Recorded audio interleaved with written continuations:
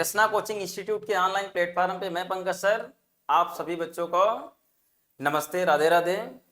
प्यारे बच्चों, जैसे कि आपकी डेली की क्लास चलती हैं, ठीक उसी प्रकार हम लोग लेके आए हैं आज नरेशन का चैप्टर, जिनमें से आपका इंट्रोडक्शन के माध्यम से आपकी क्लासेज ली जाएंगी और ठीक इसी प्रकार आपकी क्लासें आगे पढ़ते चलेंगी। ठीक है, तो सबसे पहले प्यारे बच्चों हम लोग सीखते हैं नरेशन। नरेशन क्या होता है और कितने प्रकार से नरेशन किया जाता है। ठीक इसी क्रम पे हम सबसे पहले आते हैं नरेशन। नरेशन को प्यारे बच्चों स्पीच भी कहते हैं। ठीक है, इसी को हिंदी में कहते हैं कथन। ठीक है, अब बच्चा देखो, डायरेक्ट नरेशन और इनडायरेक्ट नरेशन, किसी भी डायरेक्ट का इनडायरेक्ट हम कैसे बनाते हैं, वो इनडायरेक्ट स्पीच को ये बताया गया है कि हम लोग इसको 5 प्रकार से बनाते हैं। पहला हमारा असर्टिव, फिर इंट्रोगेटिव, फिर आपका इंपरेटिव, फिर एक्सक्लेमेटरी और फिर ऑप्टेटिव सेंटेंसेस। ठीक देखो, अब डायरेक्ट नरेशन क्या होता है? डायरेक्ट नरेशन का मतलब होता है प्रत्यक्ष कथन। क्या होता है? प्रत्यक्ष कथन। और इनडायरेक्ट नरेशन को कहते हैं अप्रत्यक्ष कथन। क्या कहते हैं? अप्रत्यक्ष कथन। अच्छा बेटा, अब होता देखो स्ट्रक्चर, इसका जो हमारा होता है स्ट्रक्चर, बेटा 2 चीजें इसमें होती हैं। एक होती है रिपोर्टिंग वर्ब, फिर ये कामा, और ये होते हैं रिपोर्टेड स्पीच।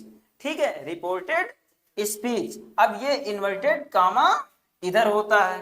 तो रिपोर्टिंग जो वर्ब होती है ये स्पीकर होता है, यानी वक्ता जो कहता है, वक्ता जो कहता है वो हमारी क्या होती है।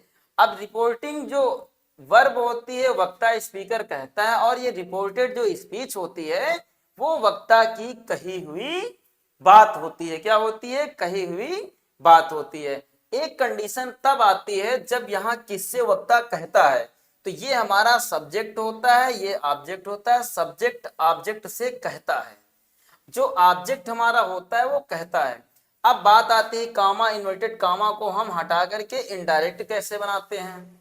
इनडायरेक्ट की कंडीशन में केवल हम दैट लगाकर ही प्रयोग नहीं करते हैं, according to sentence then rules का फॉलो करते हैं। और हमारे ये जो 5 प्रकार से, यानी कि 5 टाइप्स के जो बनाए जाते हैं, उसी के अकॉर्डिंग कहीं दैट, कहीं इफ, कहीं वेदर, या फिर क्वेश्चन वर्ड, ये सब लगाते हैं, कहीं पे टू लगाते हैं। तो ठीक उसी प्रकार अब जैसे कि देखो, ये हमारा डायरेक्ट नरेशन है। He said I am going to Mumbai.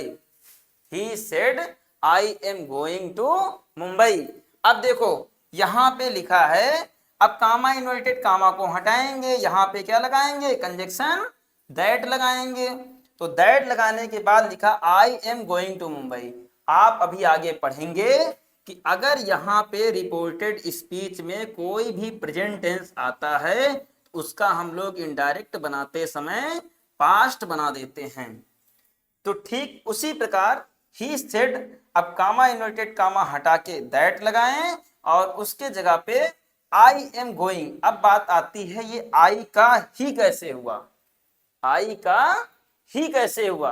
तो ही इस प्रकार प्यारे बच्चों हुआ कि जो हमारा ये आई है ये आता है पर्सन, और पर्सन हमारे कितने होते हैं? 3। फर्स्ट पर्सन, सेकेंड पर्सन और थर्ड पर्सन। फर्स्ट में होते आई वी, ये होता है सब्जेक्ट के अकॉर्डिंग, ये किसके अनुसार बदलता है? सब्जेक्ट के अकॉर्डिंग। यू का होता है ऑब्जेक्ट के अकॉर्डिंग, और जो थर्ड पर्सन होते ही, सी, इट, दे एंड कोई नेम, तो वो हमारा होता है नथिंग, नो चेंजमेंट। तो इस प्रकार आई हमारा फर्स्ट पर्सन, तो आई सब्जेक्ट के अनुसार बदलेगा, और हमारा जो सब्जेक्ट है, सब्जेक्ट हमारा क्या है? ही है, क्योंकि ऑब्जेक्ट यहां दिया नहीं, तो आई का क्या हो जाएगा? ही हो जाएगा। अब ये इजेमार यानी कि प्रेजेंट टेंस है, तो प्रेजेंट टेंस का क्या होगा? पास्ट टेंस हो जाएगा। तो इजेमार का क्या हो जाता है? Was where. यहाँ सब्जेक्ट हमारा क्या है? सिंगुलर है, तो इसी प्रकार हमारी क्या होगी?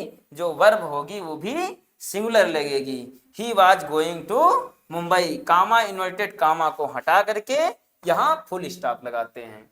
तो प्यारे बच्चों, आज के लिए इंट्रोडक्शन के माध्यम से हम लोग ये सीखे हैं कि हमारा नरेशन क्या होता है और नरेशन के कितने प्रकार होते हैं, या फिर नरेशन को हम कितने प्रकारों से करते हैं। ठीक है, तो आज के लिए बेटा इतना ही, और सभी लोग जुड़े कृष्णा कोचिंग इंस्टीट्यूट से। Thanks for watching Krishna coaching institute.